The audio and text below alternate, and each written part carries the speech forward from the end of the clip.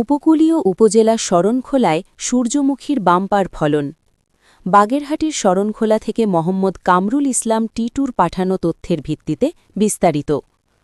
উপকূলীয় জেলা বাগেরহাটের শরণখোলা উপজেলার বিস্তীর্ণ মাঠ জুড়ে এখন হলুদের সমারোহ। একসময়ের লোনা পানির অভিশাপ কাটিয়ে আজ সেই জমিগুলো ভরে উঠেছে সূর্যমুখীর হাসিতে। দিগন্তজোড়া এই নয়নাভিরাম দৃশ্য যেমন পথচারীদের মুগ্ধ করছে, তেমনি কৃষকদের মনে জাগাচ্ছে নতুন আশার আলো। একসময় আমন ধান কাটার পর দীর্ঘ সময় অনাবাদি পড়ে থাকত এখানকার জমি। তবে কৃষি বিভাগের সঠিক দিক নির্দেশনা এবং লবণাক্ততা সহিষ্ণু জাতের ব্যবহারে এখন বদলে গেছে সেই চিত্র।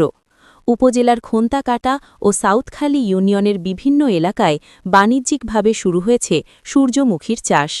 সূর্যমুখীর তেল স্বাস্থ্যের জন্য উপকারী এবং বাজারে এর চাহিদাও ব্যাপক। ফলে দিন দিন স্থানীয় কৃষকদের মাঝে এই চাষ জনপ্রিয় হয়ে উঠছে। চলতি বছরে অনুকূল আবহাওয়া ও রোগবালাই কম থাকায় গাছের বৃদ্ধি এবং ফুলের আকার বেশ ভালো হয়েছে। প্রতিটি ফুলেই পর্যাপ্ত বীজ দানা বেঁধেছে, যা অধিক ফলনের ইঙ্গিত দিচ্ছে।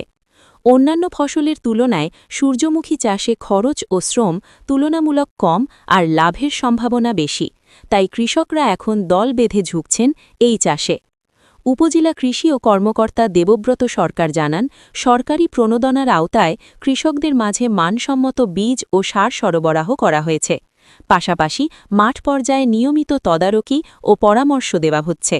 স্থানীয় কৃষক মোতালেব হাওলাদার বলেন, আগে ধান কাটার পর জমি ফাঁকা পড়ে থাকত, কিন্তু এবার সূর্যমুখী চাষ করে ভালো লাভের আশা করছেন তিনি। মাঠ ভরা ফুল দেখে তার মন ভরে যায়। শুধু অর্থনৈতিক দিকেই নয়, সূর্যমুখীর এই ক্ষেত এখন স্থানীয়দের জন্য এক নতুন বিনোদন কেন্দ্র হয়ে উঠেছে। প্রতিদিন বিকেলে দর্শনার্থীদের ভিড় বাড়ছে আর সামাজিক যোগাযোগ মাধ্যমে ছড়িয়ে পড়ছে এই হলুদ সৌন্দর্যের ছবি। সংশ্লিষ্টরা আশা করছেন, এই ধারা অব্যাহত থাকলে এবং সঠিক বাজারজাতকরণ নিশ্চিত করা গেলে ভবিষ্যতে শরণখোলা ভোজ্যতেল উৎপাদনে দেশের একটি অনন্য মডেল হিসেবে গড়ে উঠবে।